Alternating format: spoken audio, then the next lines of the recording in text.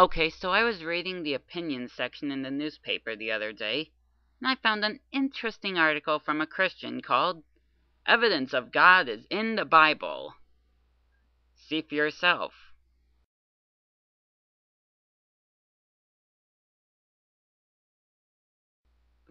Now let's see what this person has to say, shall we? Atheists want some proof? Sure, who wouldn't? Just read the Bible. Even scientists are finding answers in the Bible. Really?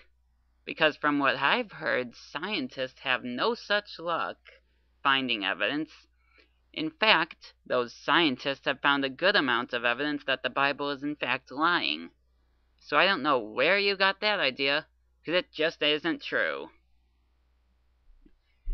They are finding evidence of the biblical events. Really? If any evidence were found, I'm pretty sure it would have made front page news. So I'm just gonna call that one out as a lie. Most of the Bible is written by the eyewitnesses while the proof was still there. You don't say. Wait a minute.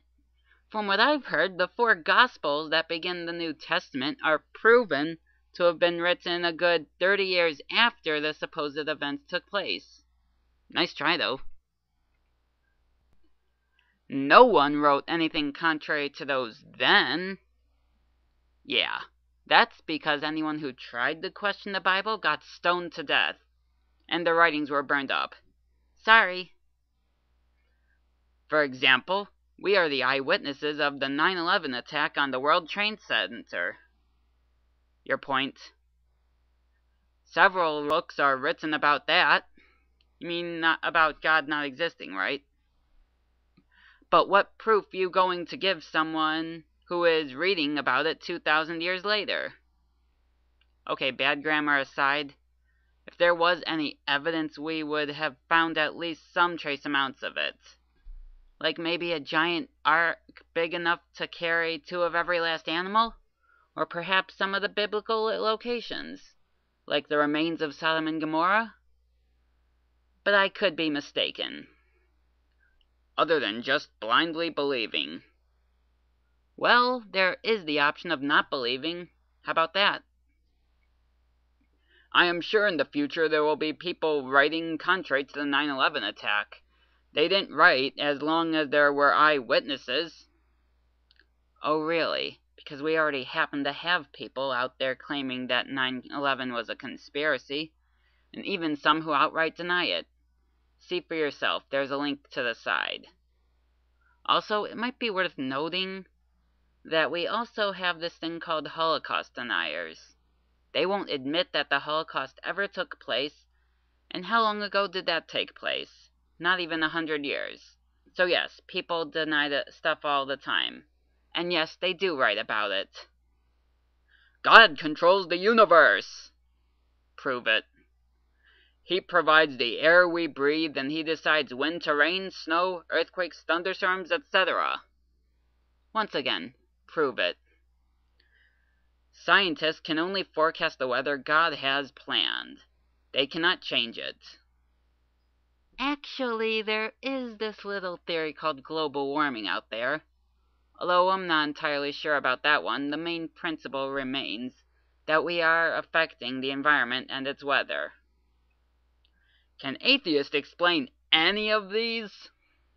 I think I just did. Yes, believers go to doctors, but God decides the healing. Yeah, and what kind of God is he not to let everyone heal? He must be a real jerk. Oh wait, he is! God is not hypothetical. He designed man to work hard and earn a living.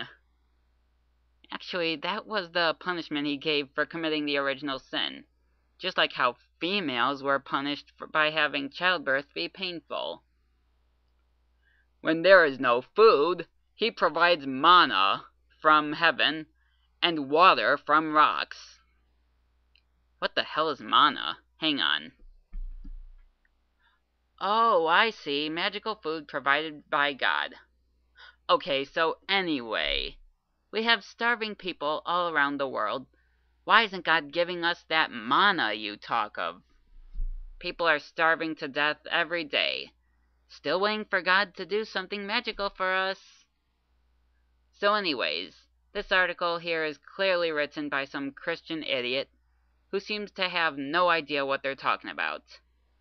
Don't you just love how Christians seem to think evidence exists when it doesn't? Oh well, later.